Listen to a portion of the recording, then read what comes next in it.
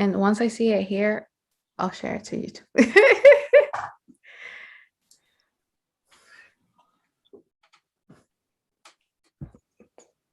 We're battling at the beginning a little bit with technology because my AirPods, but let's see.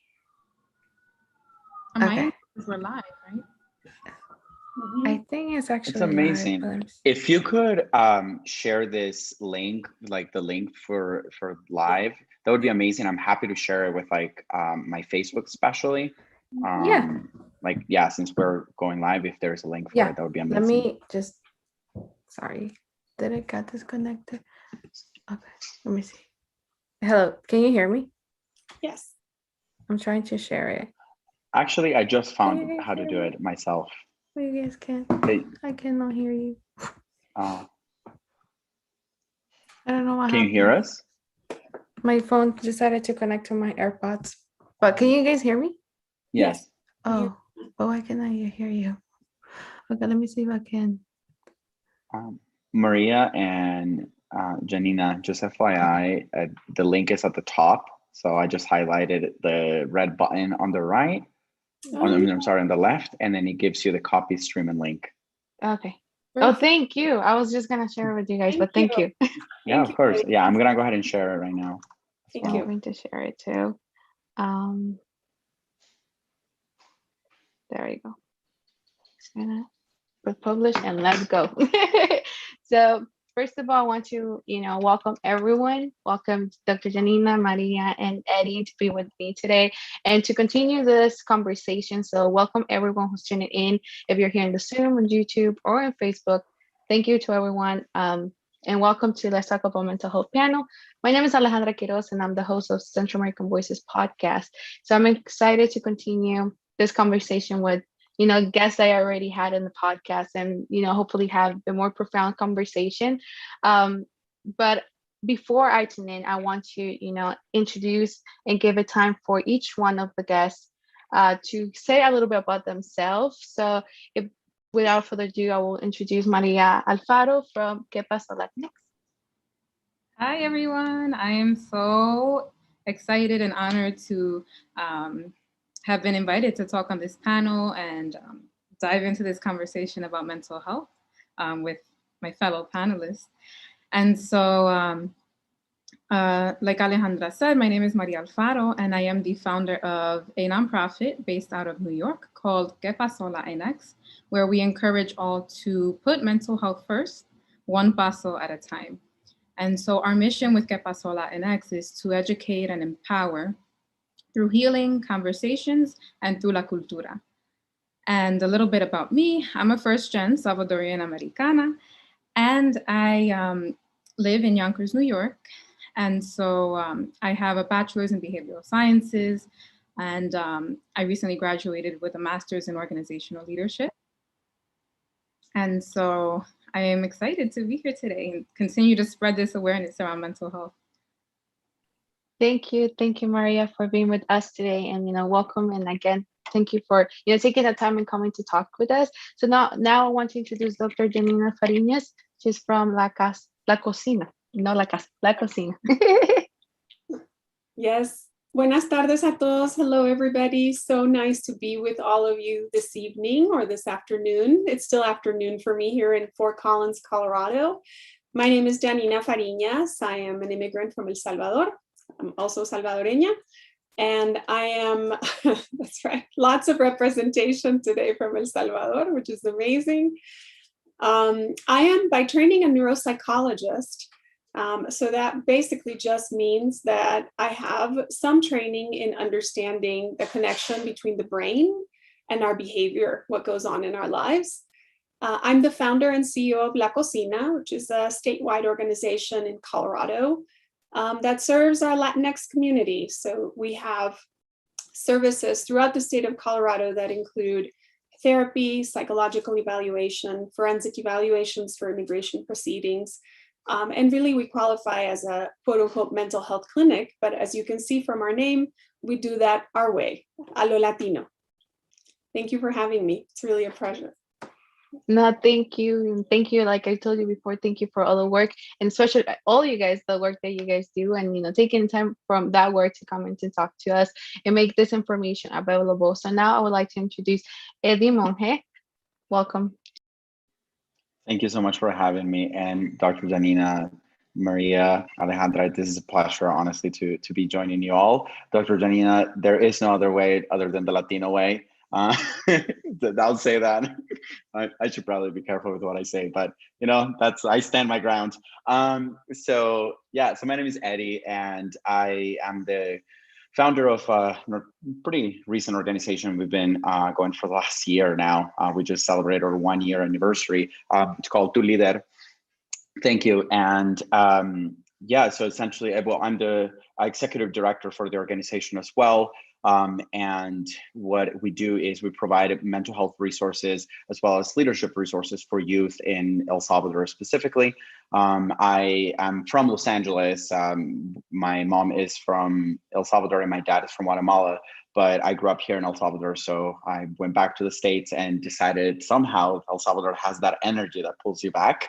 And I just got back to El Salvador again right now. I've been here permanently, like living here permanently for the last 6 months now, and looking to be here for the foreseeable future, specifically getting to work with communities that have a very little to no access to specific resources. So in this case, talking about therapy access, that's what we are focusing on. So right now we are working with 2 communities in La Libertad, and we've been able to grant them access to see a therapist, ongoing therapy, to a total of 8 youth, all of them under the age of 20, which is really exciting because obviously, what we're going to be talking about today, there's so much stigma around that. But for us to be able to present what mental health could be like for you in your life in a way that doesn't have to be threatening or that it challenges really any perspective you have of mental health up until this point,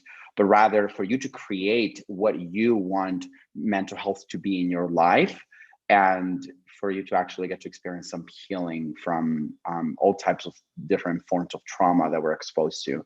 So it's honestly a pleasure to be here, and I'm looking forward to really getting to learn from all of you. It's very humbling to have this opportunity. So I really appreciate you putting this together, Alejandra. Thank you everyone. And like as you guys can hear, this like community from Colorado to New York to El Salvador. So I'm very happy to have you guys here.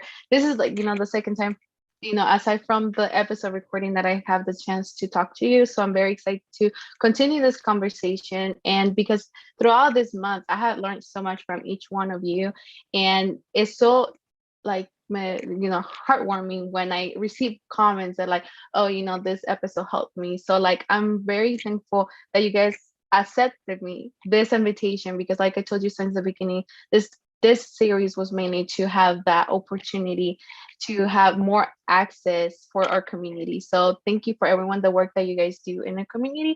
So without further ado, I'm going to start with the first discussion question. So the first question that I have for all you guys, and we can alternate. I just like a normal conversation for all 4 of us. So the stigma of the mental health still strong within our community. How does that individual take a first step through acceptance within themselves first?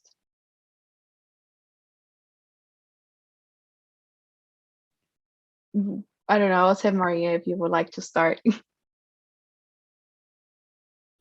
Yeah. So, one, I think it's important to realize that we all go through things that make us feel down, right?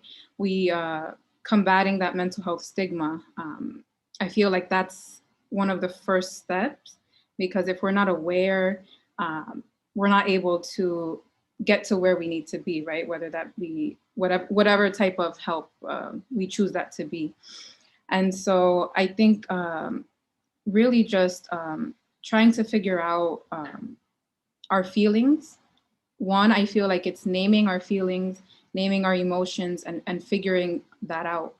And I feel like it's really within ourselves to, before we can get to a place where we're able to get that help, we need to, once it starts with us.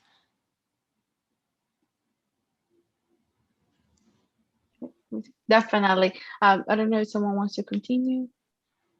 Mm-hmm. Ellie, do you want to go ahead? You look like you're ready. Go for it. Go for it. Go for it. Could you read my facial expressions? Yeah, I would say that I think over the last probably year, and obviously the pandemic had a huge effect in this as well, but definitely the stigma of mental health in communities as a whole has been challenged. However, we have to also pay attention to why that's happening. And unfortunately, when we talk about like mental health and certain things that come with mental health, we're talking about consumption and money. And I'll say that, and I bring that up because I hear a lot of people talk about mental health and like, I take care of myself and I go to the gym and all these things. And like, if you start to look at it from that perspective, like it costs a lot of money. Like mental health is expensive. And I think like for looking at it from a lens of a person of color, I have to like acknowledge like what mental health means to me first, so that I know like it doesn't mean me going to the spa because I don't have the finances to do that. It doesn't mean me taking a day off work because if I do, then I might not be able to pay rent. So like I have to like actually define what it means and start there. So great point on Maria's end. It starts with all of us, but it could simply just mean giving myself some time to like disconnect from the world and from everyone's contribution to my life, and giving myself some time to, as Maria mentioned, like name your emotion, acknowledge the fact that you have emotions. And all of that, it doesn't have to come with the package that we were given of what emotions are not, or the fact that I'm a man and I shouldn't be crying, or this and that, all these other things that we were like passed on and made to believe. It just means me sitting down or me taking my shoes off and legit going outside and touching solid, real ground and saying, it's okay, I'm here. That's all. Like, and that to me is like you prioritizing your mental health. You sometimes putting the phone down and actually not looking at it for maybe an hour.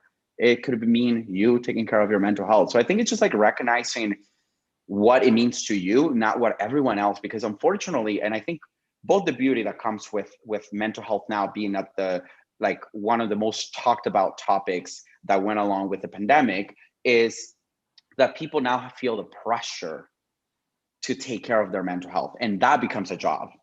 So now if you look at it like that, then now it becomes a task, and it's like, check, I did that. Check, I did that. But you don't realize that actually you're not really paying attention to yourself and to your body. You're just checking off things. And as I guess my personality type is like, must have control over the world, otherwise then I'm not doing anything. I tend to do that quite a lot. And I'm like, whew, I did it today. I took care of my mental health, but then later on realized like I'm still stressed out.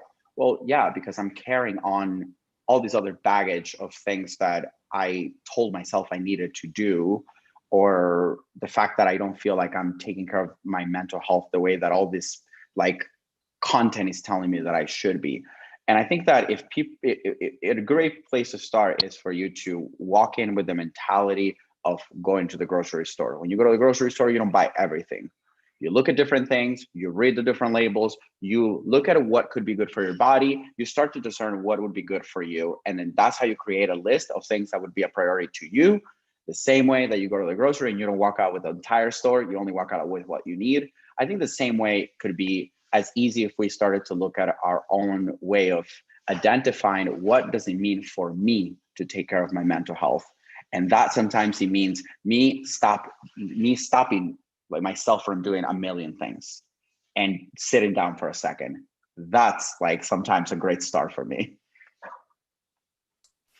Eddie, I really appreciate almost like this harm reduction approach, right? Almost like, let me start with small steps and see where I can really make an impact. I also want to highlight that I think it's interesting that when we speak about mental health, generally speaking, what people think of is mental illness, right? So they don't think about mental wellness. They think about, I'm not okay. So I think it's really important to kind of sift those two pieces apart, because in fact, if we're going to take the words literally, mental health, this really just refers to how am I doing overall, right? So how is my physical state, my mental health, and really how am I connecting those two? And so generally speaking, human beings know when they're okay and they know when they're not okay. They know this, like we know this. We don't need someone else to tell us. You definitely don't need anybody like me saying, you're not okay, you know? So I think that's a really important first piece, is that we can honor when we know that we're not okay. And then I think after that, it's really important to recognize, and you mentioned a little bit about this, Eddie, that in our community specifically, we need to differentiate between stigma and when services are not culturally relevant, right? Those are two very different things. So you could experience stigma because you're not okay, and you may carry a lot of even shame from your own childhood about not being okay. That could happen.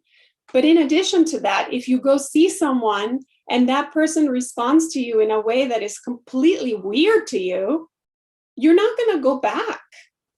And that really isn't stigma. That's that we have not created services that are accessible to everyone.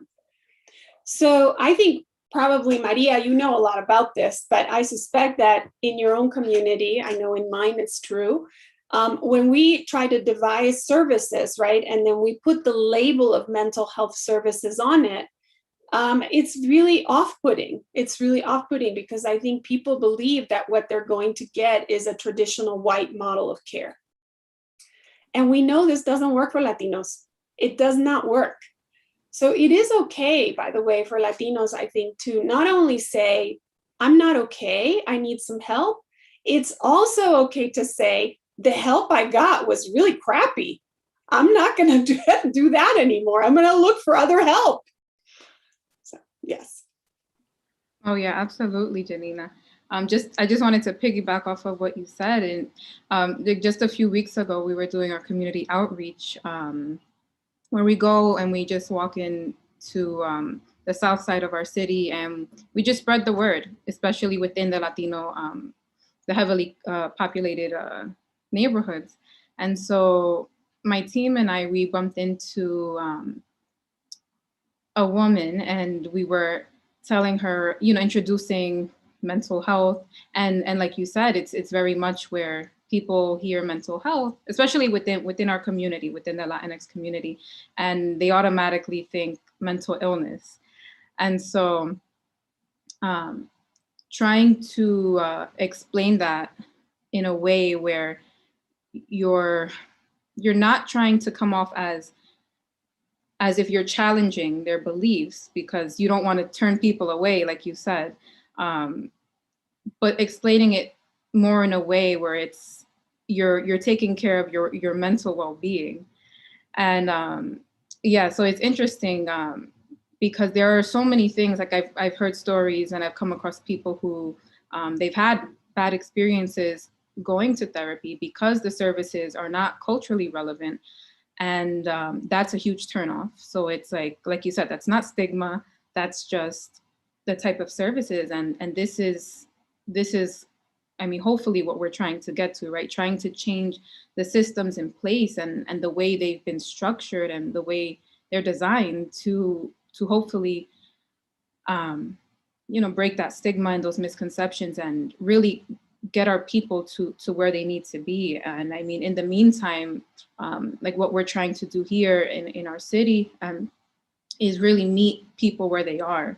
And that's, changing the mindset, spreading the word, because those are, the first steps is, like we all touched on, is trying to get our people to acknowledge that, it's not no eres loco, you're not crazy. Mental health is not mental illness, Like Eddie said, taking care of your mental health is something as simple as going outside and grounding yourself to the earth, putting down your phone for a second. So, yeah. Thank you everyone, for sharing. I shared with Maria in the episode how was my experience with therapy. So like while going to talk with you guys and the different episodes that we had, and now it's like and it's true what you guys said, like this place of mental health is so often not, the system is not fit for everyone, you know what I mean, especially the, therapy right away. And I share with you guys how was my experience with therapy once my parents were getting divorced. And actually last time, I think like a week ago, I was talking with my mom because my mom is excited about this event. She's at work, probably she's putting this event live right now. And I was telling her how, like the reason about me having that bad experience while going to therapy made me that when I moved to the United States and I knew that, my life changed completely, and like my traumas and how I felt now in a good, like in this place, I didn't want to look for help, because for me was looking for help was having the same response as that I did when I went to therapy. So going back to like our conversations that we had, is the knowing that me taking care of my mental health in this, and for everyone who might be experiencing the same, sentimiento, is that sometimes it's take a little bit of like a walk, or taking, like taking a self-care, day, or just relaxing, watching Netflix, what is best, for how you feel mentally. And it's sad that when we try to approach the idea of taking care of our mental health, it comes out as mental illness, and the first response like, no estoy loco, vos no me vas a estar diciendo qué hacer, like is the first wall that we have. And I think that we have seen it through, years, and now that we're trying to open more the conversation, as Eddie said, like with the pandemic, I think a lot of people started to open up about the mental health in some way, because they had more time to reflect, like, oh, what was my life before? I often said, like, I don't, the normal that I was back in 2020 does not, or normal now, and what I was experiencing back at the first does not mean now. I had time to reflect and see where my mind and, I was at that time, and I know what I was doing wrong, and that time helped me. But now, like, I see that, and probably others might feel that now it's a good step to be like, okay, I had this time, you know and now what, like, how can I continue to taking care of ourselves, and como se puso en pausa almost everything, but like, taking care of ourselves and continue that. I mean, it wasn't just a conversation a little bit and just forget about mental health, because if we don't continue the conversation, it was not going to help for younger generation to be more open. And hopefully in years to come, we're going to have a more acceptance community, and not only in the Latinx community, not only in the Central America, but in everywhere. Because, like what works best for the Latinx community might not works the best for the Asian community, or for the African, like it will not work for each other, just because of how culturally diverse it is, and how the like how therapy, how other forms of mental health services work based on each culture. So I just want to thank every one of you for sharing, your response on that question. Sorry, my watch just decided to talk. But I wanted to just continue the conversation. Do you want to say something, Eddie? I don't know if you want to talk. No, I Okay. wanted to add, like, specifically on recognizing that your mental health may be challenged, and Dr. Janina brought this up before, is we are complex human beings. Like, we're not, it's not that easy for us to, like, for me to say, like, okay, I'm gonna internally listen right now, and I'm gonna know exactly what's going on. Like, my well-being or my mental capacity may be challenged by outside situations happening that are triggering things that are connected to my childhood that are now challenging my mental health. So that doesn't mean that I'm crazy. That doesn't mean that now, because of that, it's like everything is wrong with me. And I used to have this belief, like, and I'm very open about, like, just the importance that it has for you to challenge your mind in a positive manner, in a healthy manner, to continue to grow its capacity. That emotional resistance needs to be, it's a muscle. So at times, the place where we are is literally just surviving, protecting yourself, and creating a space that is safe for your mind and your emotions to protect itself. And then once you identify a safe place and a safe environment, a safe community, people who you can trust that can help you to just be safe, to just survive, then at that point, you can maybe go in silence. And I've done this where I just legit go in silence. And the first thing that comes to my mind, or the first emotion that comes to my body at that moment, I'm like, okay, great. That's exactly where I'm at right now. And I'm not covering it by this other million things that are happening around me, or this other external like things that are triggering me. That's exactly where I'm at that moment. And if what I recognize is that I need someone external to help me, then I need to feel safe to do that. And the reason why I bring that up is many times in our community, because we're constantly just fighting for resources, and we don't experience a safety net and to say like, hey, you know what, who do you know that I should talk to? Unfortunately, it's not that easy. It's constantly just fighting for basic resources that we should all have access to, the same way that you have access to a doctor, the same way that you have access to medicine, the same way you should have access to a therapist, and it should be like that. But unfortunately, it's not like that, which means that with that comes, well, I need to open up to someone in order for me to feel like I can actually get to a resource. But that means me opening up my life. And unfortunately, in our culture, and at least in the culture I grew up in, and Dr. Danina and Maria might relate to this, is like, you don't talk about problems. You got problems going on, keep them to yourself. Your mom has enough problems going on for her. Grandma has enough problems going on for her. Grandma doesn't talk about them. Money problems, what are you talking about? Like, we don't discuss those things. So all these contributors to our what can challenge our mental health are there, but unfortunately, we don't have a system that helps us to facilitate or to make it easier for you to access those resources. But I think that, you know, and it's something really important to acknowledge, is that we could sit in that and I don't want to maybe say complain, but, you know, we could sit in that and complain and say like, well, we don't have those things, right?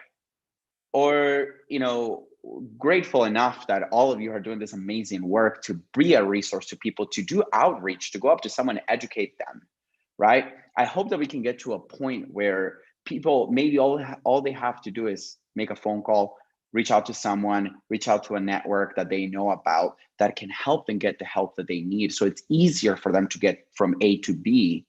Because at times what holds us back from like all these other things in our lives that we want to accomplish, these big dreams and all these aspirations that we have, it's things that could be as simple as us getting to understand how our bodies and our emotions function. And this is something that we do with our teenagers. We go as basic as to teaching them what are the basic emotions. Where do you feel them? How do they feel? How do you talk about that emotion without you talking about how you feel at that moment? Just talk about the emotion itself, because that helps them to create an understanding first of the emotion as something that is tangible, rather than talking about something that is internal that they can't even put into words. And granted, obviously emotions are part of our brain where language is not. So therefore it's impossible for us to like actually talk about describing love. How do you feel love? How do you feel hate? But when we can actually give words for you to express yourself on basic understanding of your emotional fitness, then it gives you an opportunity to be able to first create an understanding of what it is that you're feeling, and second, to feel seen and heard, which can help you communicate really what's going on inside. And that's what we've been doing with our teenagers, which we don't present to them therapy. We don't even talk about that. They know our therapist by name. They know me.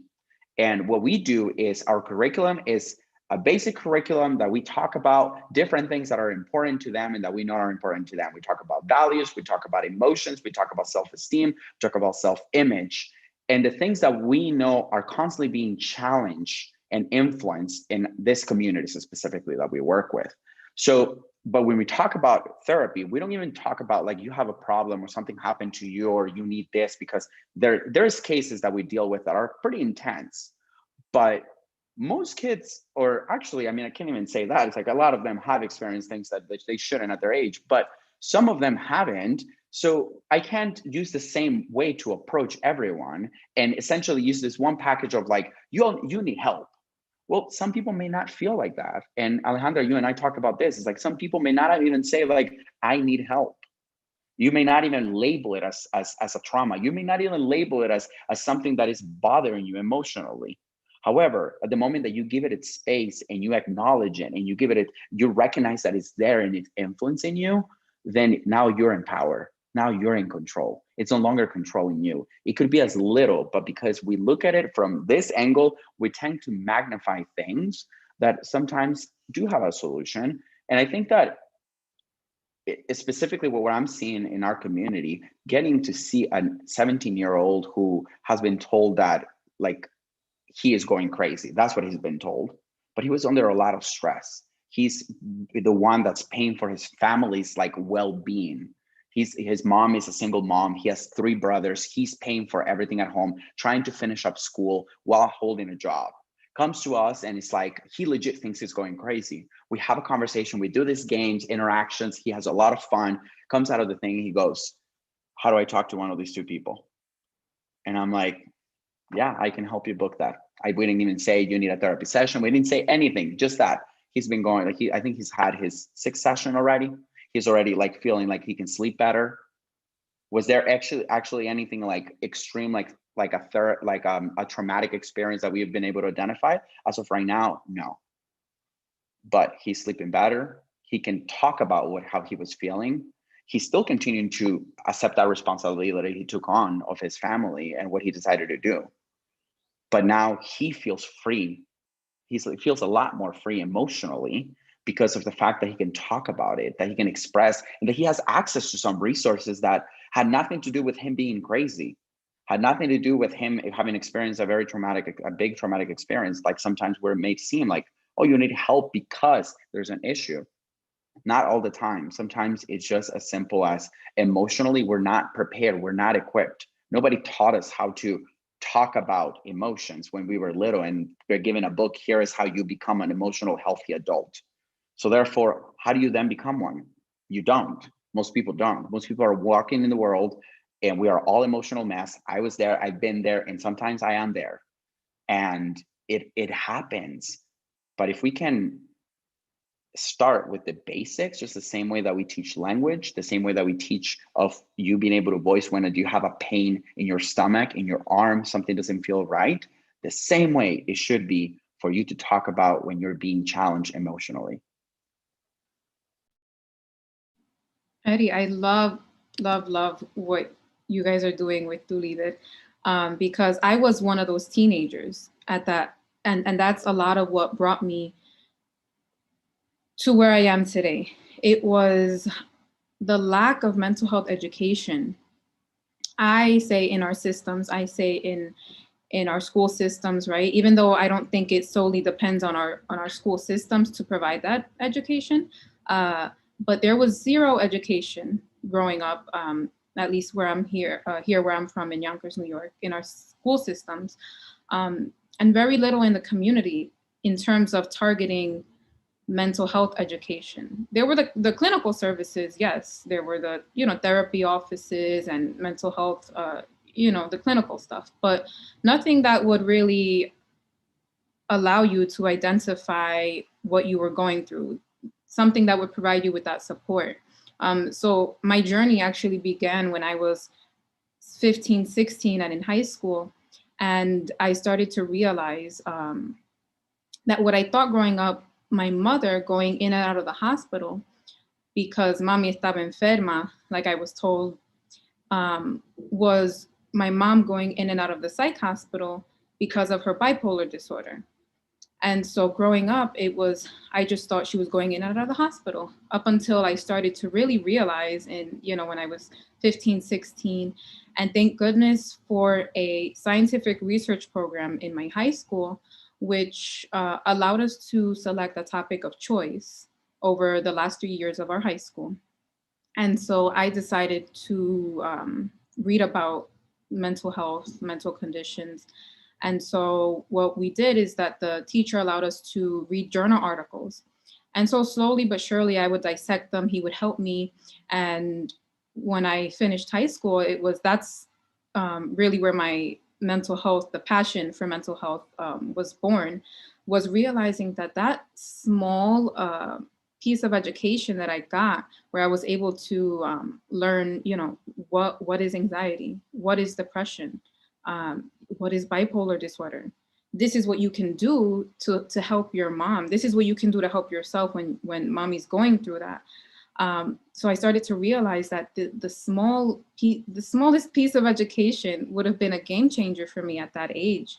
And so that's when, I decided, I need to get more education. I need to learn more, because not only did I realize I could pinpoint those behaviors and learn more about mommy's disorder, but it was also personally learning more about who my mom was.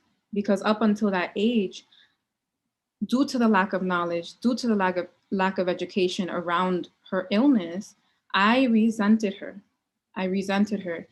Because I didn't understand. I did not get it. And was that anybody's fault? No, I didn't, we only know what we know, right? Because of the systems in place.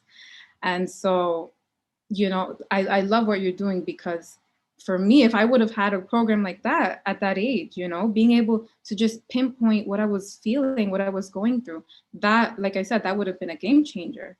And so that's super important. And that's definitely a way to, help break that stigma going forward, because he'll grow up to be, he'll be able to work through his emotions, express how he feels. And that's something for me, I didn't, I'm in my late 20s, and I didn't learn how to do, and I'm still working on it up until a few years ago through therapy. So that's huge, that's huge. I love that. Yeah, I think it's huge too. And I have to say that, developing an emotional language is as important, I would say, as all of the systemic work that we need to do, overall, to kind of dismantle the amount of oppression that surrounds the system of mental health care, particularly in the United States. And the reason why I think the emotional language piece is really important is because it gives people permission to feel, right? And so really, people ask me all the time, well, what am I going to do with this really difficult feeling, right? And so we have these categorizations of good feeling, bad feeling. And that's a really simplistic way of thinking about what actually happens in our bodies when we feel something. And this really duality around feelings, I think, creates relationships with feelings that are very problematic for people. So we grow up maybe in a family where, feeling shame is not okay, or feeling anger is not okay, especially for women. This is especially true, right? And whatever it is, we develop these relationships to really kind of dissociating from certain feeling states and not feeling things. But the thing is that when people ask me, well, what am I going to do with this feeling now that I've decided, yes, I feel angry? Well, now you feel it. Now you get to feel it. Now you get to see what it is, right? Like what it actually is, with a lot of curiosity and self-kindness. One thing that I think is important to kind of highlight is that for folks that have never experienced safety in their lives, and there are a lot of our community members that this is true for them, they've never really experienced a moment even of safety. The level of emergency and danger in which their bodies live constantly, all of the time, make it actually dangerous to feel feelings.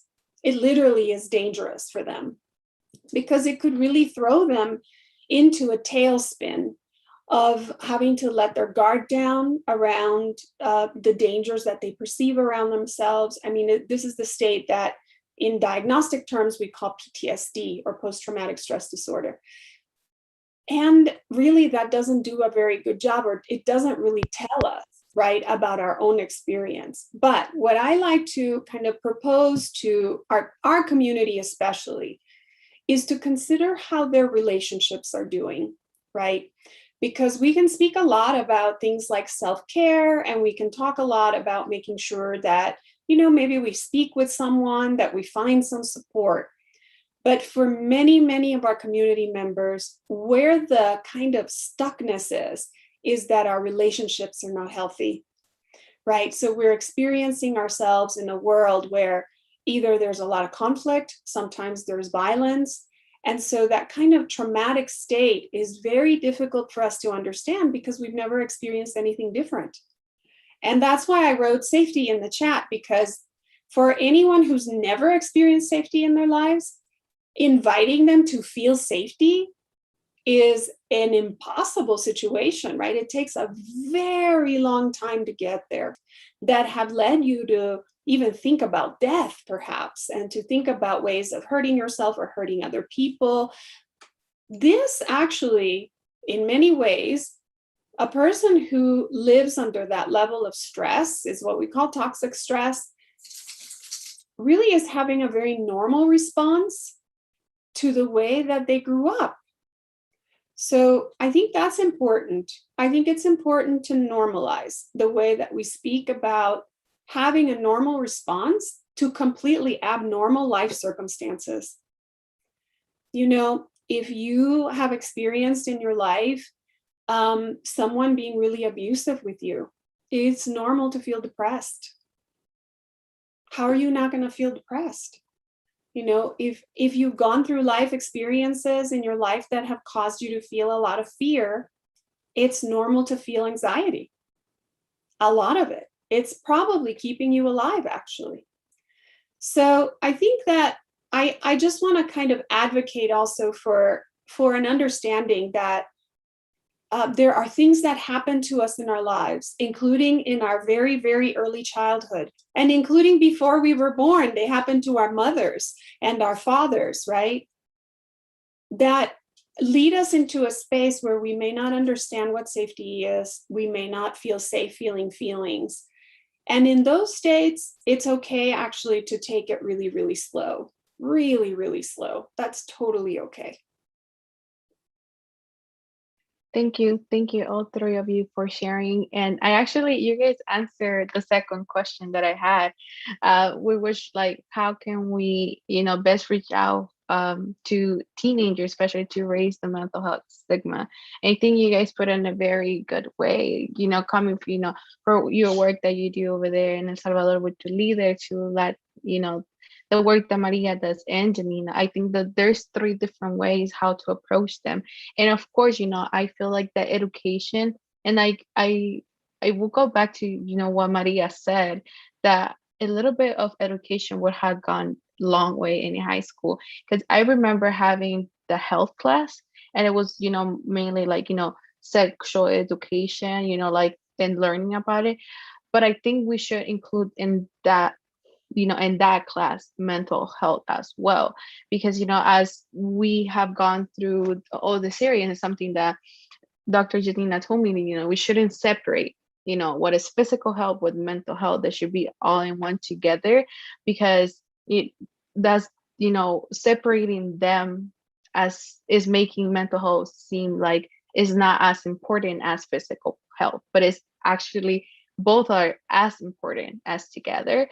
So having the, maybe if the system will be there for have one class in high school, that would be so beneficial for how we feel, and the stigma will be less scary to approach once we get to the point that we actually need to reach out for help.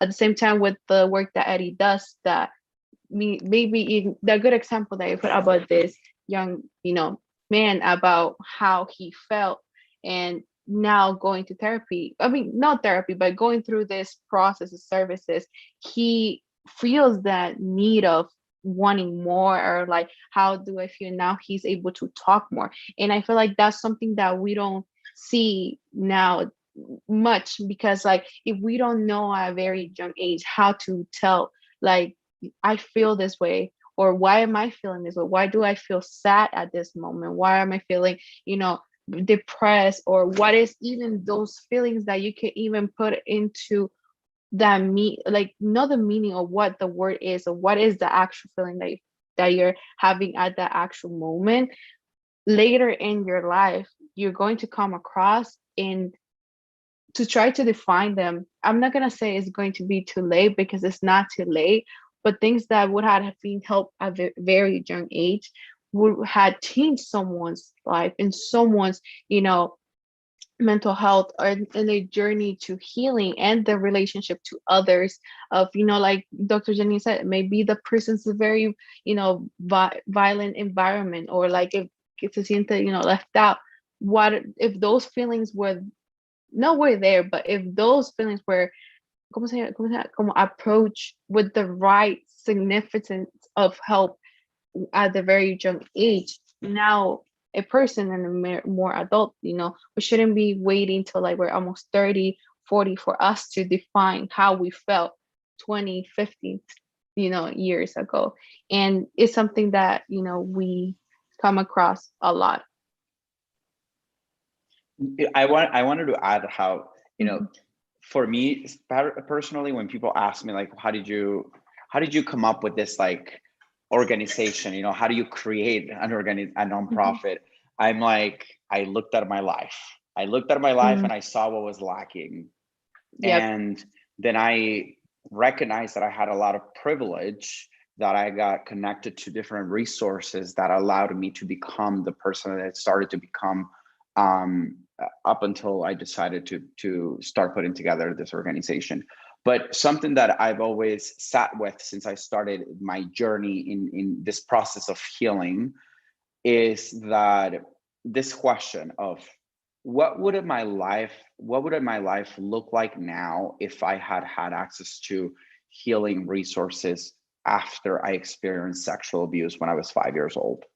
And that was my experience. So I've always sat with that of like, what would my life look like now if I had experienced healing when I was little, or some sort of process of healing then that would have not allowed for me to fall into depression, to fall into suicidal thoughts in college like I did, and to become destructive like I did, because I did not want to feel one emotion, because I was so overwhelmed by this rush of emotions that came with when the memories of the abuse that I had all came to my mind.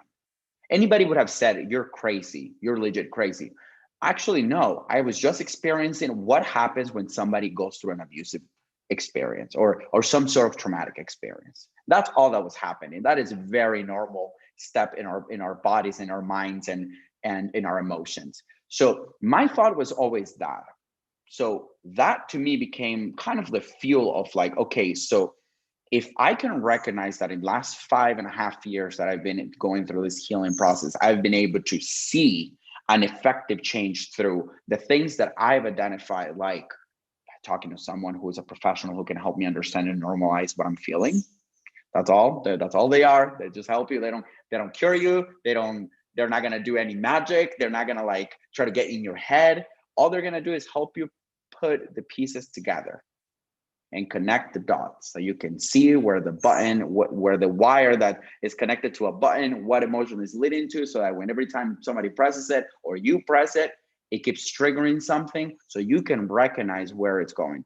That's all that it helps you do, and it helps you to start to gain control of our emotions. Well, I wish that I'd been able to do that sooner, but I couldn't. And that is my reality, and I can't change that. But I can do something. I can help change someone else's experience now with their lives. It could be a traumatic experience they've gone through, or it could just simply be, as Maria, both you and Alejandra have said, having basic access to language things that can help you communicate emotions. And Alejandra, I'm there with you. I wish that we had this. There's two things that I think would be really, really important, especially for our communities, but really for any community and for any minority group, which would be financial education and definitely emotional fitness. And with that, to me, comes with like a lot of other resources that could fall into emotional fitness. But those two things to me are like crucial for our survival. And funny enough, and having conversations with 12 years old about emotions, you come to realize that they know way more than I thought they did. to the point that they're talking to me about depression. They're using big words like depression, anxiety. And I'm like, what do you know about depression and anxiety? Just to literally be re-educated at that point that they actually are watching. Kids nowadays know way more than I did at my time because they are so exposed to the world. And something really important that I have had to become aware of and educate and really, really pay attention to is, and we've probably heard this term, is toxic positivity. Fall into this wave of like, everything is great, I feel good, and it's like, today is a good day, I'm just gonna wake up, I'm gonna tell my affirmations, and today's gonna be a magnificent, like it's gonna be the best day ever. 4 p.m. hits and you hit a wall. And then you realize, wow, that did not go the way that I wanted it to. And that's okay. That is okay. As Dr. Janina said, you are where you are. You don't need to be anywhere else. You may be hit with a wave of things. Well, if we started to talk to our youth, to kids that way, teenagers understand more than we think they do. They probably understand more than I do. It's kind of scary, honestly. But I think I stopped looking at it from like, I'm in this place of like, I can teach you, to, oh no, I am learning from you all. Like I am legit learning every single day that I sit down with them because they educate me on a lot of things. And when I can have a conversation with them at a human level to understand la humanidad en ellos, that they are a human being, first of all, that they are very smart. And I can have a conversation about basic things that maybe they're not so basic because we're not really taught those things. But if I can have a conversation with them and give them the space to express themselves, those conversations change like that. And I think that if we could do that in the system as a whole and start to teach our youth to open up and talk about it, I think we would, I would go as far as to say we would probably start to reduce the number of incidents of suicide we're seeing in teenagers, which is crazy to me. It's just crazy to think that a teenager can go as far as to commit suicide. Well, why is that happening?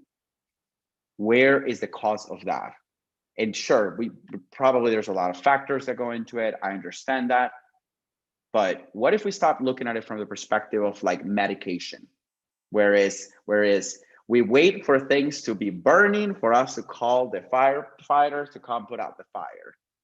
And that's how we function in everything in our society. You wait until you're in debt for you to realize that it's not good for you to be in debt, and then you try to get out of debt. You wait until your body is telling you to take me to the doctor for you to go to the doctor and for them to give you medicine. Why wait for the same thing when it comes to your mental health?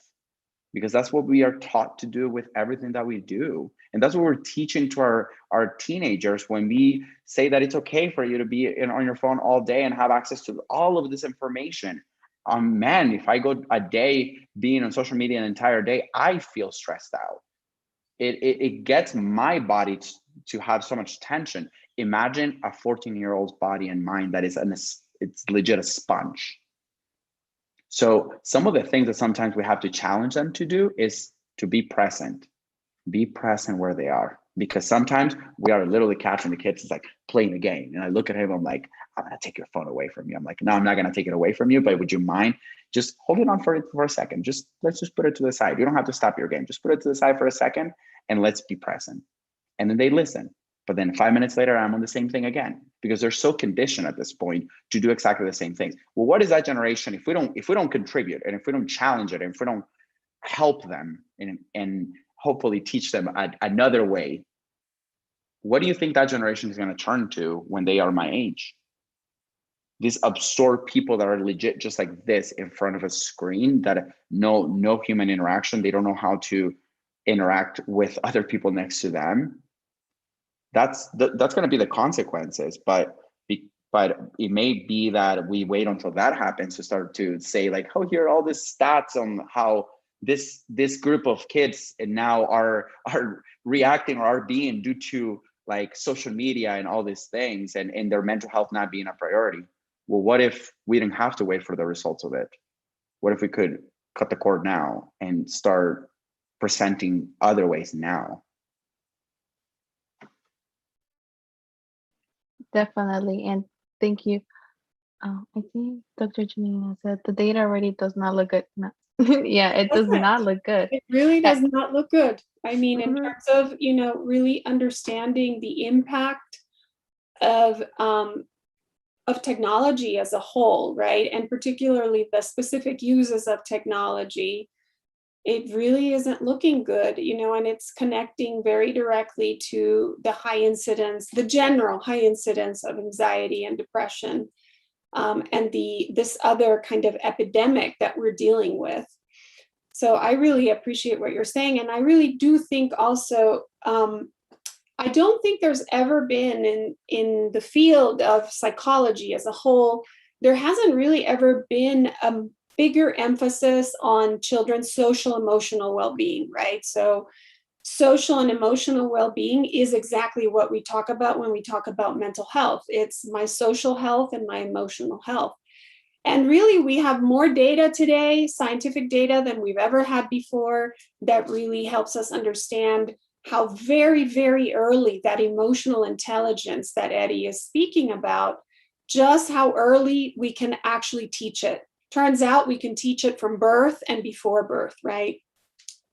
And I think the thing about that is, for our families especially, is, as Maria said, this is not information that they have. And it's information that I think does not need to just be translated, right? It needs to be context into what matters to us socially and emotionally. I mean, Latinos are very known to be social and emotional. Like both of those are very true about us. And so I think we have to kind of put that in context. Like, what is the narrative that we're going to create around social emotional health for our families, for our children?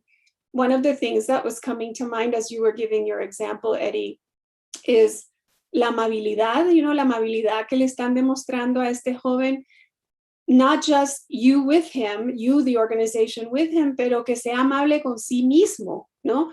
To be really kind and amable with ourselves. This is something that is really hard for us. We can extend amabilidad to lots of other people, but to do that with ourselves is very difficult because we've always been taught not to put that spotlight on ourselves. And yet I really think this is the antidote, right? Like this self-kindness, this ability to know where we are and then be very kind with ourselves about where we are. That is not just the beginning, that is the journey. Like I'm still doing that. And like you, Eddie, you know, my organization is directly tied to my family story. I mean, I do what I do because I created an organization I wish I had had when I was a teenager and an immigrant in this country. So yeah, thank you. Thank you for your example and for sharing yourself that way. I appreciate it. Thank you. Thank you for, you know, both of you and Maria to share about it. I wanted to add some more like profound and kind of like continue the conversation about especially like in the kids and like the outcomes that come with mental health, teaching at a young age and maybe, and kind of like the factors of, you know, someone growing up and having different, you know, pieces coming together and what is the outcome at the end.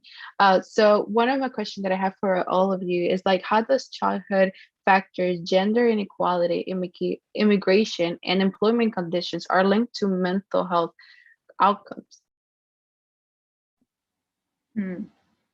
I'll go ahead and start us off. I mean, for me, a lot of what I do is from, just like you both, is from my own personal experiences, right? So let's say touching on one, working conditions, right? Within the Latino community, the Latinx community, a lot of us, especially at least, I mean, the culture where I've grown up and within my family, it's very much been, you know, hay que trabajar, you have to work, and, you know, nonstop working, especialmente acá, like in the United States, it's like you come here, pero hay que trabajar. If you know, like it's not easy. It's not just this American dream, you know?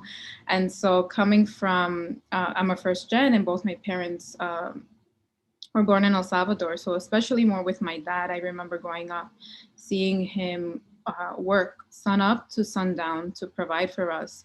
And so it was very much where my mom, who had the mental condition, and then papi, who was working all day, it was a lot of me as the oldest in my of my siblings.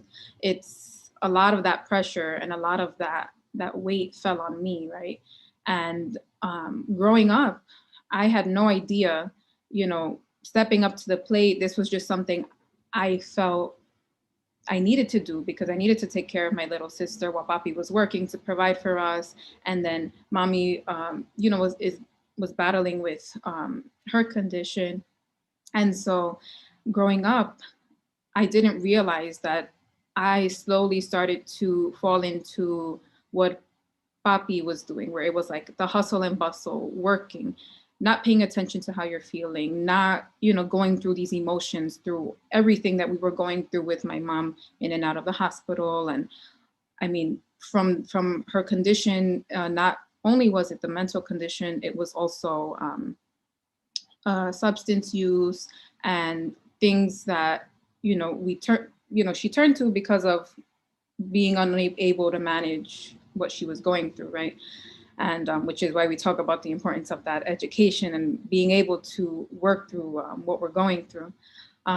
So not until maybe a few years ago was I able to really realize how seeing all of that and learning all of that from papi and how that impacted me in my mental health and how I was starting to become, because it was like, mija, póngase las pilas, you know, no tenga miedo, you have to just keep on going.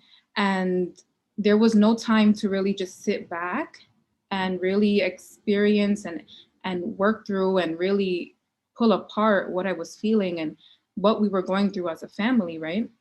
One, because he was working and that's what you have to do, you know, with a lot of us do, our families within the Latinx culture. And so once I realized, it was like, wow, you've gone through all of this your entire life. And now, you know, you're dealing with the brunt of everything you went through growing up. And for me, that happened, it started to happen with anxiety and panic attacks. And I had no idea what I was going through at the moment. It was like, I was just experiencing, you know, all these things where I would get shaky, my heartbeat, sweats, and they would happen randomly in public, and it was terrible. And so, like I said, I didn't learn until later on in life how to name my emotions, how to realize that's what I was going through. So imagine how scary that was at the moment, right? And so going through therapy, I was able to realize that you're experiencing this because this is your body's natural response to, like you guys were saying, to what you have experienced growing up, right? And so for me, one of the perspectives I have is I went through that because of, you know, papi, he had to work and, you know, that's what he did. And then the other perspective is my mom and her mental condition. And so, you know, I feel like that's something that's huge within the Latinx community, is where we work so hard because we want to, you know, have a better quality of life, and we all care about our family and we all want to provide and we want to do our best. And, you know, that's what we do for the people we love and we care about. And so a lot of us don't have that moment to really just take the time to rest and just say, okay, you know, I'm going to process what I've gone through, you know? So for me, I mean, unfortunately, but fortunately, because I don't, you know, I feel everything happens for a reason. I was able to take that moment to rest, you know, after I started experiencing the panic attacks, the anxiety attacks, and really reflect on my entire life and say, okay, this is what got me here, but this is how I can work on it to start my healing journey, to make myself a better person and to break the cycle, because I don't want it to continue. But not many of us are able to realize that that's such a huge and important part, is rest, simply just resting. you know, we're all tied up in the hustle and bustle. So I feel like that's one perspective where it's culturally, you know, that's so culturally ingrained in who we are, right? Working hard and working towards what, you know, our dreams and being here. And that's, you know, something that we don't realize until we realize. Yeah, definitely. And I just want to go, from what you said, Maria, and like I shared with you guys about my experience before COVID hit.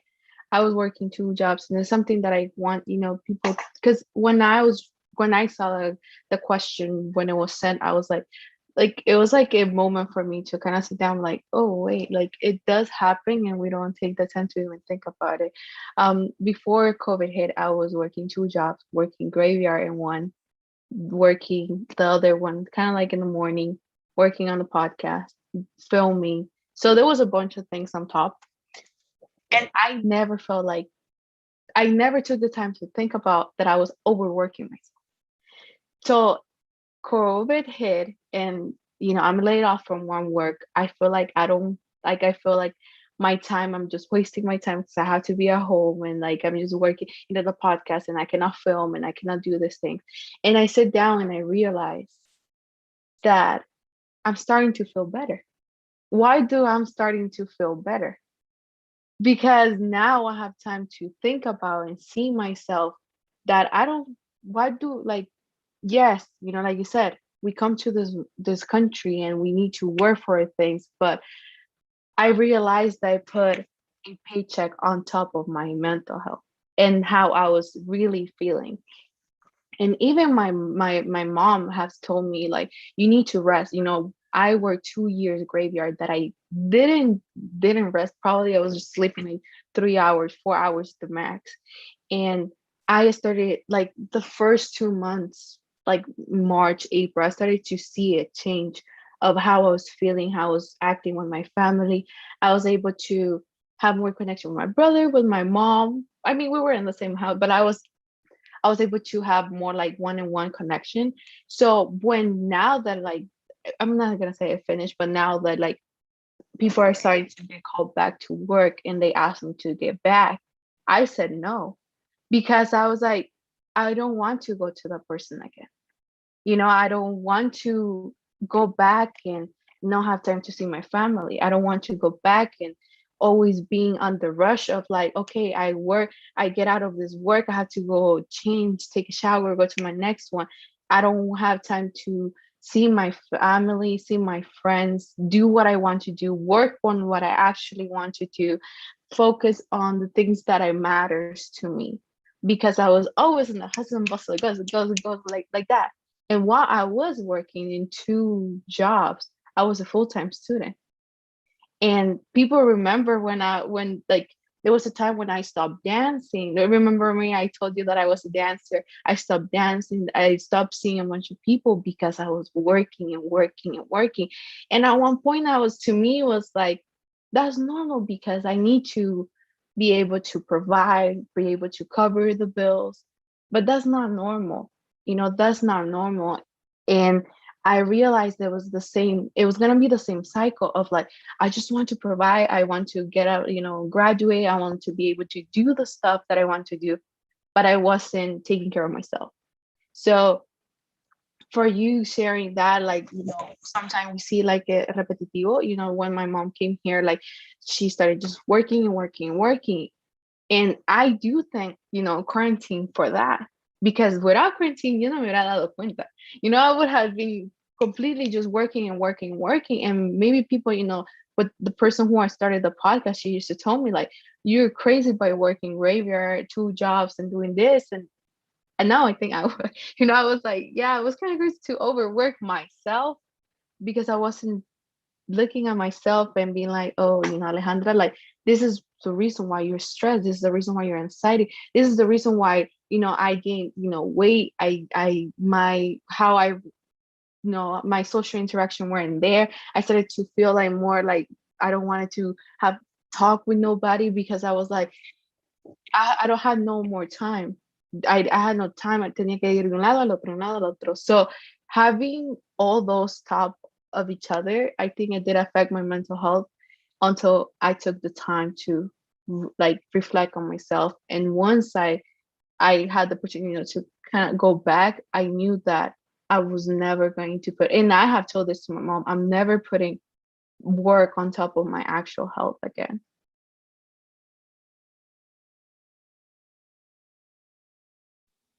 Very, very happy to hear that, Alejandra, and that you had an environment that allowed you to do that as well. Because unfortunately, in this hustle culture that we live in this American dream, where we're all trying to climb one step higher in the ladder, we don't realize that, yeah, you may not be a bad person. You step on others to accomplish what you want, but do you step on yourself? And that happens quite a lot, and I've been there. I've definitely done that. And I will congratulate you for hustling hard to get yourself through school and work 2 jobs and do that.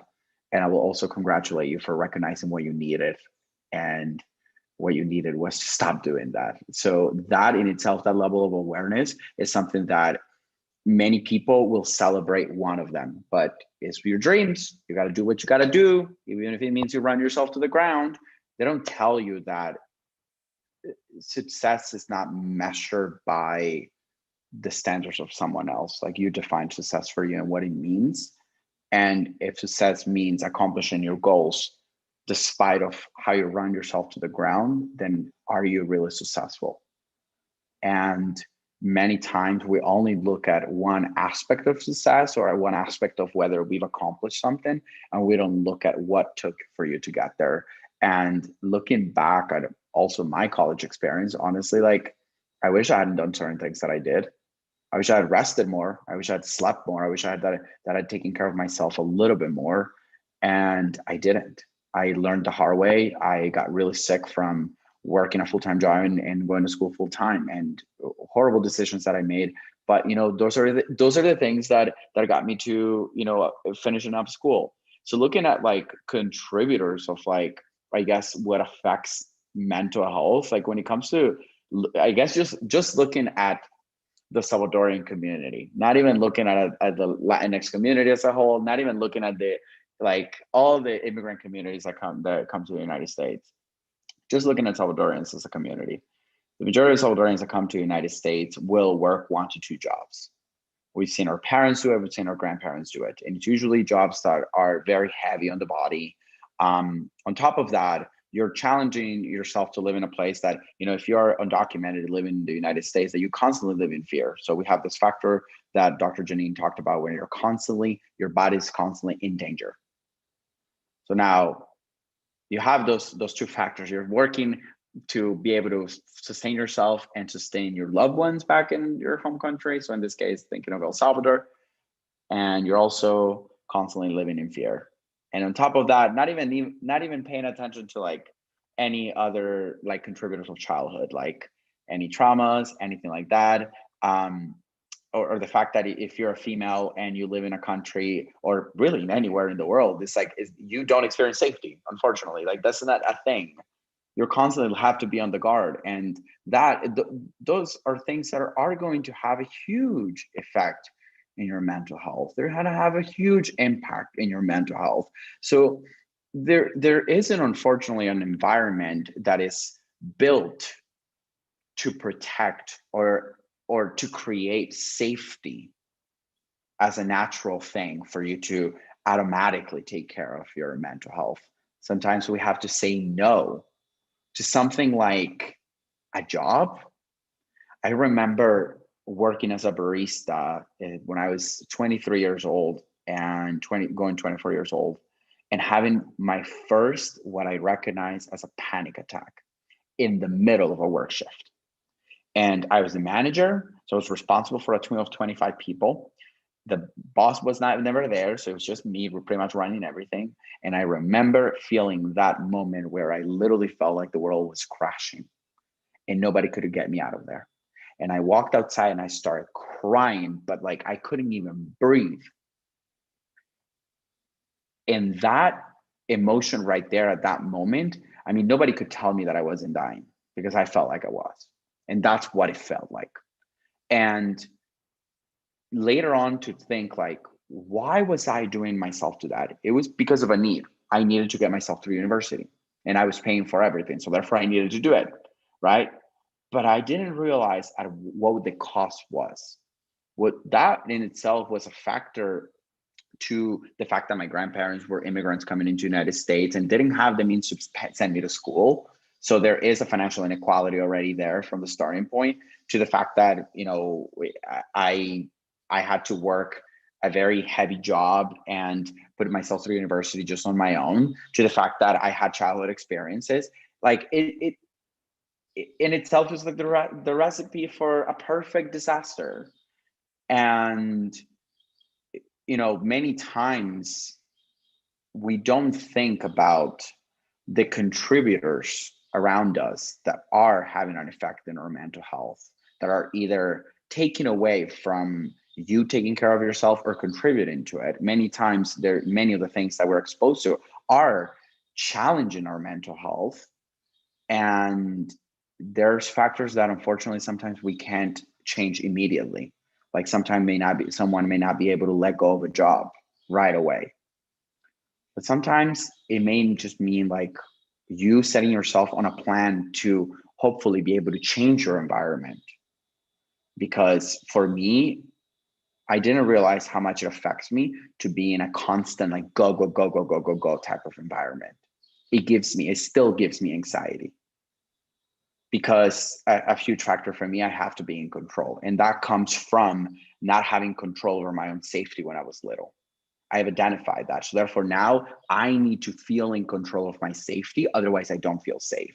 And in an environment that is constantly challenging me to like go and move, and a million people around me, and all of a sudden I don't even know who's who, I felt exposed. I felt like I was not under control. So therefore I panicked. And it took me a long time to figure that out and to say no to those contributors.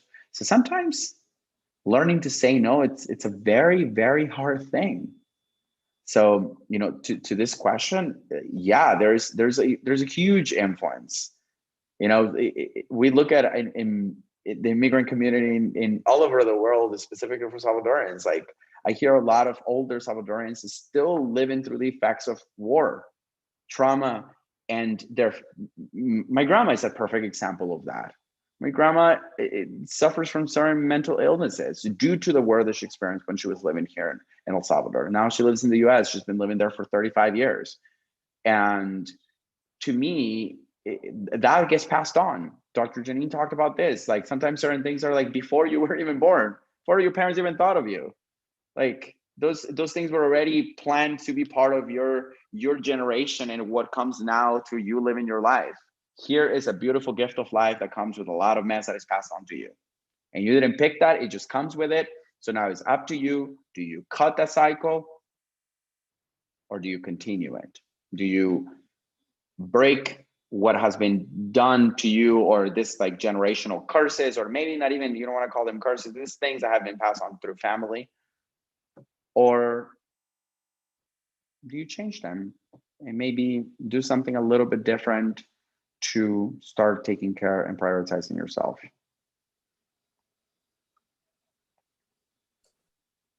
Thank you, Eddie. You know, I work a lot, our organization works a lot with Centroamericanos that are coming in, still escaping the terrific and deplorable conditions that the rest of the world, really, the causes and conditions, right, that cause warfare in Central America.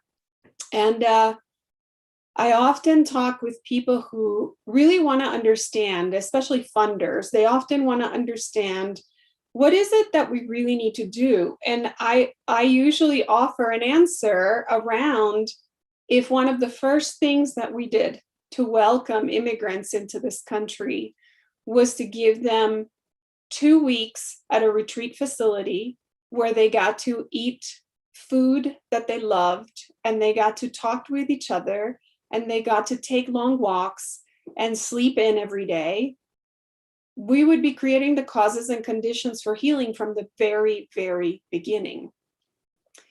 And that doesn't need to include any kind of therapy. It just needs to include space for people to rest and to recover and to feel their own bodies, right? And to be able to almost like be welcomed and be held in a very specific way. If you've never had that ever in your life, right? So if you've never given yourself a space to rest and to be on a quote unquote retreat environment, right? Where you feed your body, you go for a walk, and you sleep. It's amazing how healing that is. I mean, it is truly at the heart of mental health. So Alejandra, seems like in some ways the pandemic handed you some of that. And for that, I would be grateful too. I mean, that's great. Yeah. Definitely. And it's crazy to say, because I mean it stopped for a second. Everybody has said, like, the pandemic put a stop on almost everything, but I do think that because of what I went through and how I feel now, it's like, oh, yo de verdad no necesitaba. Like, and sometimes I talk about this with my mom. I'm like, truly, I'm never going back to that, and I'm happy for myself and how now I can go and know where I don't want to go, like where in what position I don't want to be anymore, and work my way out of there and continue to taking care of myself. I wanted to ask you guys, and I think we have talked about a little bit, and this is more about the community and like the more community or traditions, but do you think religion, culture, and some other aspect of people's identity or background influence how people think about mental health and how they want to get approached? If so, how?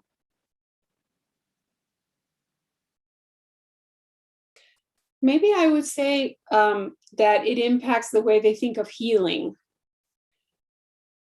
instead of perhaps mental health. I think mental health is such a charged term, and also it really doesn't actually get at this idea of social emotional health, right? So it doesn't quite describe it very well. But I do think that people's family culture of origin, religion, spirituality, relationship to those specific pieces, relationship to medicine as a whole, I think that all of those really influence the way people perceive healing. And I think that's important because I think we need to have some sense of how we understand healing to then understand what our own mental health journey is going to be. People heal in lots of different ways, very many diverse ways. Some people do need to speak with someone and some people don't. Some people are able to go and take that journey on their own. So I think we need more dialogue about healing and less about mental health. Yeah, That's a really. yeah. Go ahead. Go ahead. Go ahead, Maria. Okay. I mean, absolutely. Like the whole healing is something that I feel like maybe sometimes we think of healing as like it's a destination, right? Where we're supposed to arrive and we are healed. But that's not the case. Healing it's a journey. It's a lifelong journey, and there's so many ups and downs. Healing happens in waves, just like our emotions and our feelings happens in waves, right? And so when it comes to community, actually to show you guys, so the whole logo, the concept behind, I don't know if you can see it, our logo, it's a circle, but it's a broken circle. And the line represents the healing journey, which is an up and down, and just like life. But then the circle, it represents community, because though, we each individually go through our own experiences that, make us feel how we feel. We also go through systemic things, which, also influence how we feel and how we go through life. So just as much as we may hurt in community through these systems in place, we can also heal in community. And with healing, and also when it comes to the mental health, I mean, as a whole, I feel that as a community, we all need to be aware, and we all need to have some sense of maybe not understanding, because there's no way that we'll all be able to understand what we're all going through, but just a little bit of awareness can go a long way as a community, where we're all,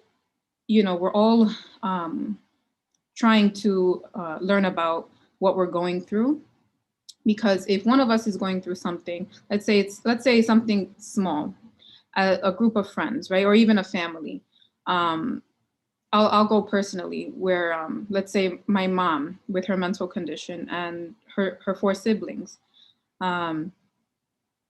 Growing up, because of the one, stigma, the lack of knowledge around it, they didn't understand her illness growing up.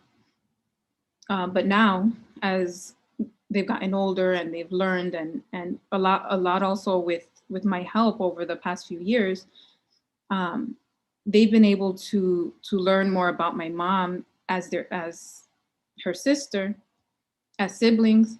And I'm like so happy that that's happened, because not only have they been able to learn about what she's going through as a person individually, but as a whole, and as a family, they've been able to support her. And, a few years ago, it was like the most stability that I've witnessed in my life with her illness, because she felt that support and she felt understood. So just that, something as small as that sense of community. So imagine that on a larger scale, where, they weren't going through what she was going through, but they were able to somewhat understand or have that awareness. And, that was able to help them come together and help her. Yeah, and I would say, that you're right, Maria, we're never necessarily going to fully be in the other person's shoes. But I think the fact that we can say we're going to do it together, that is hugely healing. It's hugely beneficial. And I do think that in this regard, spiritual circles matter. They matter a lot. Because when people do something like that together, they have an experience of mutual healing, even though their journey is their own, right?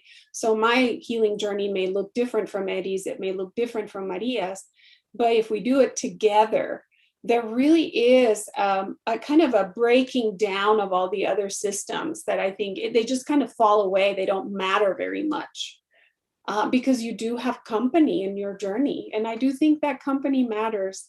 I think we all need to be accompanied in this journey of healing that we need.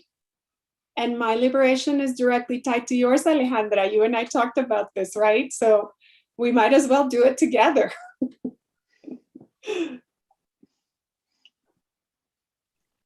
Definitely. Yeah, so I wanted to share how when I started putting together my organization, and I will never take the credit for doing this, because to me it was a contribution to of a lot of people who I had conversations with and talked about mental health, specifically Latinx people who were doing work similar to what you all are doing.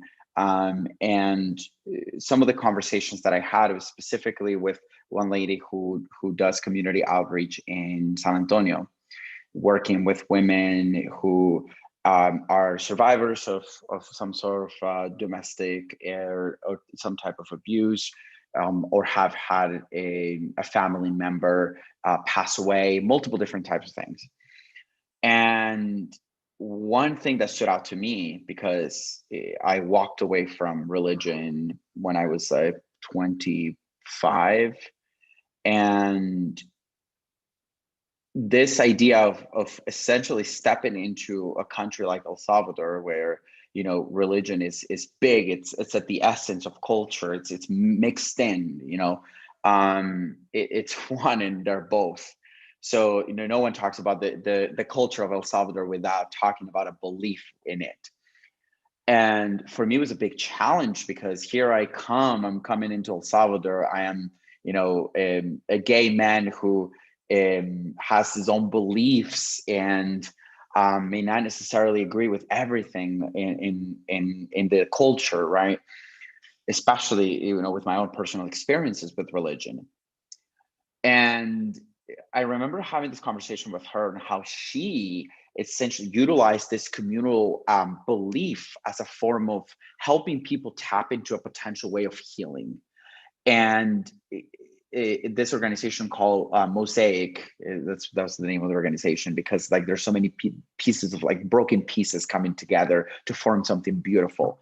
And what stood out to me at that point, it was essentially what all of you are talking about, which is what happens when all of us set our intentions and come together as a group. And I'm not saying that we should all share our pain and that we should because that obviously can have a bad recipe, but bad reactions. But, what happens when we utilize something like people's beliefs and something internal that is powerful to them to help them, not in mental health. And I love the way that you put this, Dr. Janina, is changing the perspective of healing or how you view healing, as also Maria mentioned, and not as a destination, but as a journey, and accepting that journey.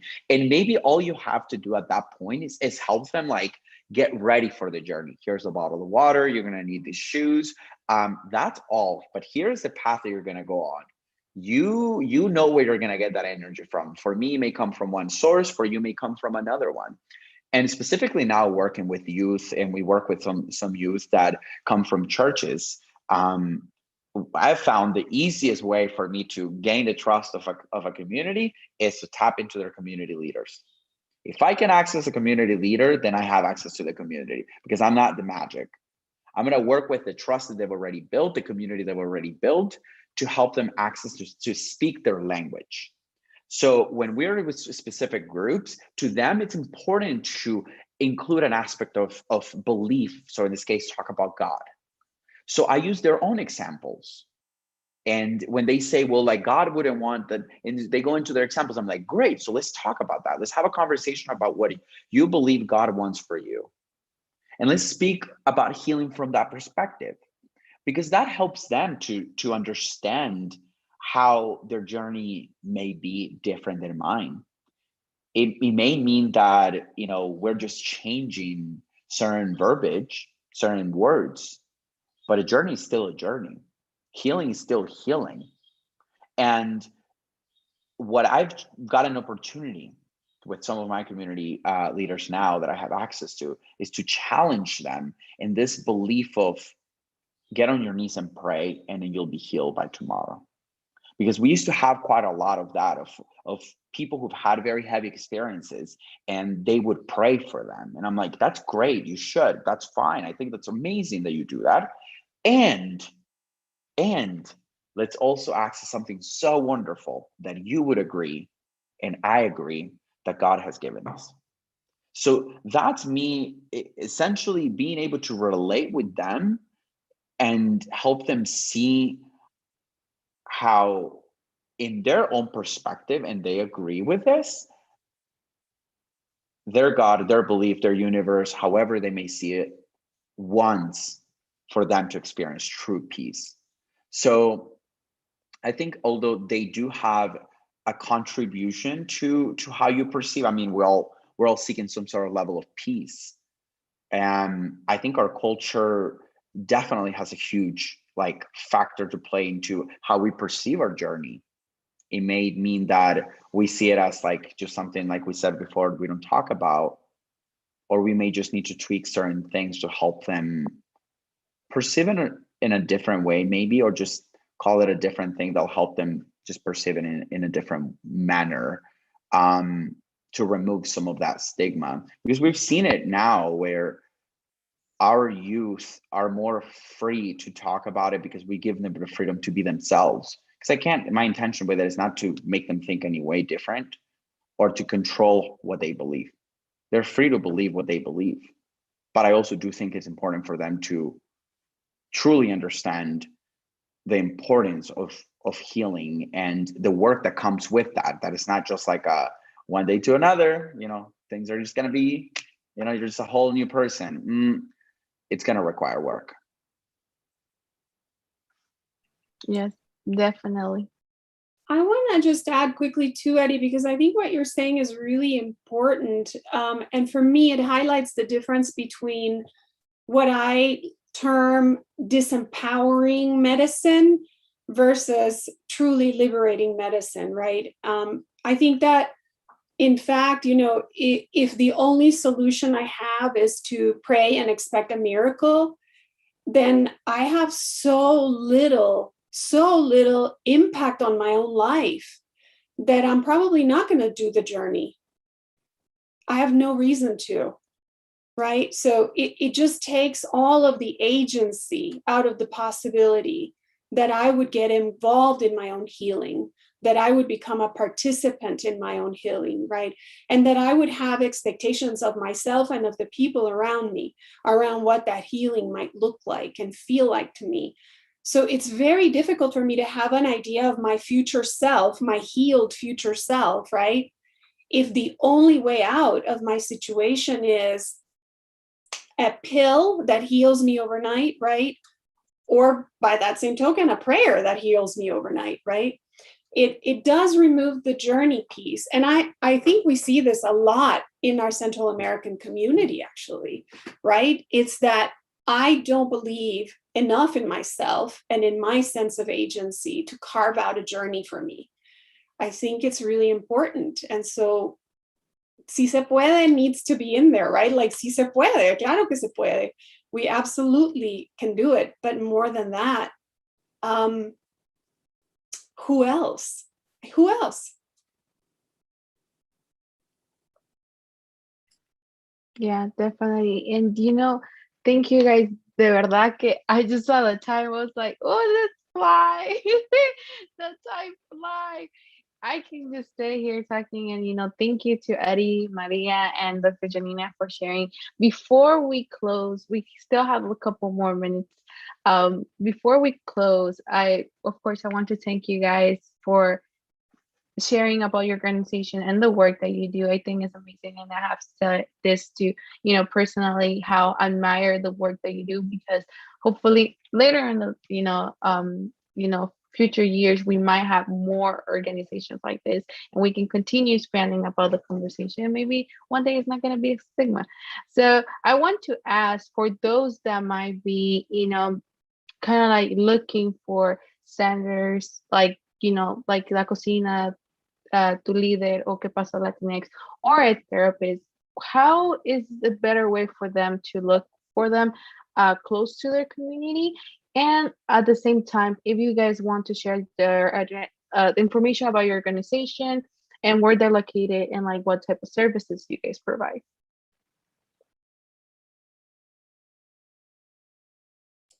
I'm happy to start. So La Cocina, in terms of direct services, we only serve Colorado. However, I'm going to post a couple of things, a couple of resources that folks can access through our Facebook page, and also through our website, that are available to everyone.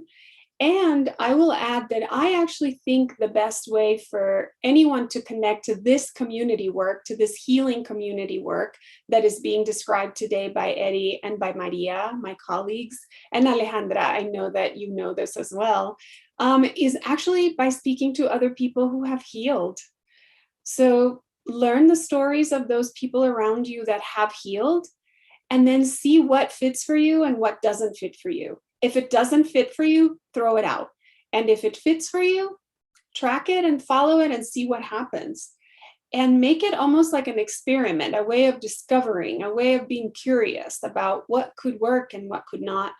Don't expect that things will work right away, but more like, almost like, take it a little bit as, I'm going to go discover things about my community that might be out there. Community centers tend to have really solid resources for other community members. And so family resource centers and organizations that are in direct contact with the community, that speak your language and that listen to your concerns and your needs, they're going to have a much better idea. And if somebody says to you, you have to do this, and you're going, I don't think I do, then don't do it. Don't do it. Follow your heart, and it's your journey. So yeah, I really think community organizations, and how you find those is by talking to other community members. Yeah. I'll go ahead and so I think, so we're New York based, and our first program is actually going to launch in the fall, and we're starting in the schools. And our program is based off of our acronym, and that's WAVE. So our WAVE stands for Wonder Why. And this is an acronym which really is, we're starting with middle schoolers, and we want them to be able to, like we spoke about, identifying how you're feeling and your emotions, right? And so the W is for wonder why. So wonder what you're feeling and why. The A is for acknowledging what you're feeling and then also accepting that. And the V stands for valuing what you're feeling and knowing that your feelings are valid. And then the E stands for elevating. So you're gonna use this to elevate yourself. And so this is what our workshop is based off of, that acronym. So if you're sad, I want you to wave with me. If you're happy, I want you to wave with me. So whatever feelings, whatever emotions, let's wave. You know, let's wave through them. Let's ride that wave. And so that's what we're starting off with. And like I said, we're based in New York. With regards to resources, there's Mental Health America in the United States. They provide really good resources, and I've seen some over the past few years. They've added more culturally relevant resources and connections. There's also a Latinx Therapy. They're based out of California, and they have a directory of therapists. And then also on our website, we have free resources, like all the hotlines where you can, you know, if you're in a crisis, the suicide prevention hotline, the veterans crisis hotline, domestic violence. And so these, you know, all the things that go hand in hand with mental health. Yeah, and just like Janina said, really just speaking to others in your community. And also, I would say, because of my experiences in our community here in the south side of Yonkers, where it's, you know, we're trying to get to the root of the issue, right? And mental health is at the root of, I mean, it's at the root of crime. It's at the root of homelessness. It's at the root of all these things. And like Eddie had mentioned earlier, and Janina, like we're, as a society as a whole, we're treating the symptoms. We're not actually getting to the root of the problem.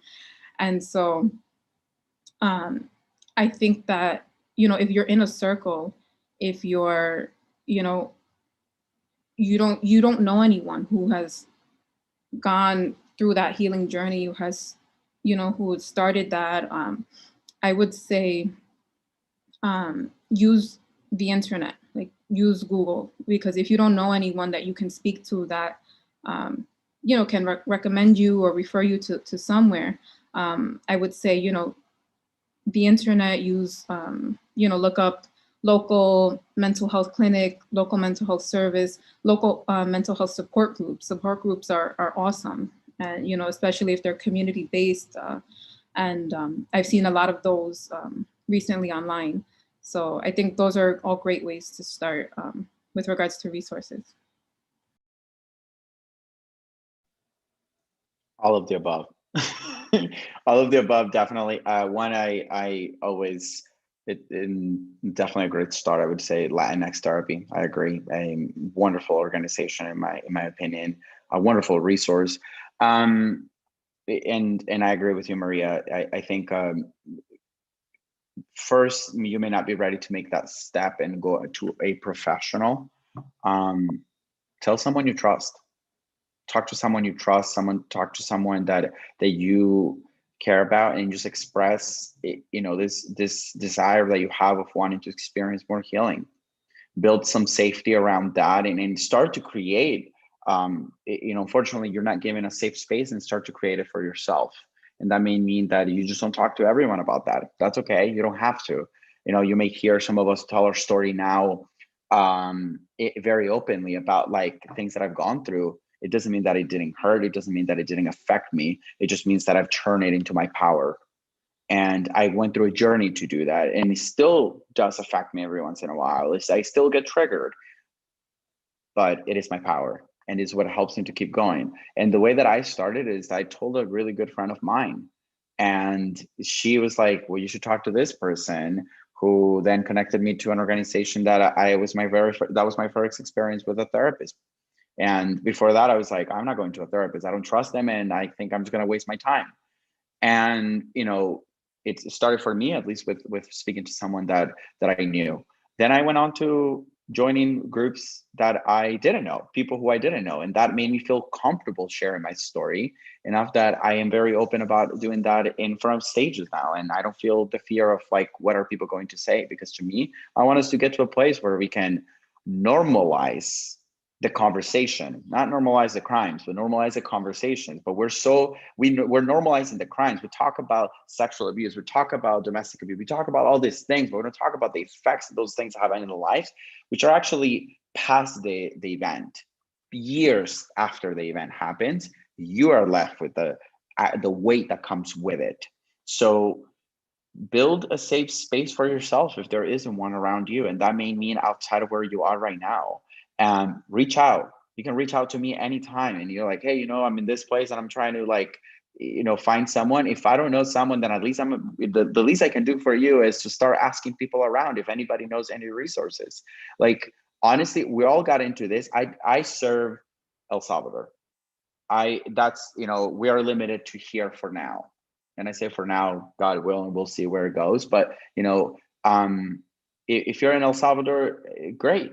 Connect with me. Our resources are specific for our youth that we work with. So our main goal is to create a community that, because at the end of the day, I want everyone to have access to a therapist, but I want you to experience a healing community, not just you yourself healing. It's like a community that can heal as a whole. And that means that the individuals in the community have to be healed as well. So it's a process. So most of our resources are specifically for the communities that we work with.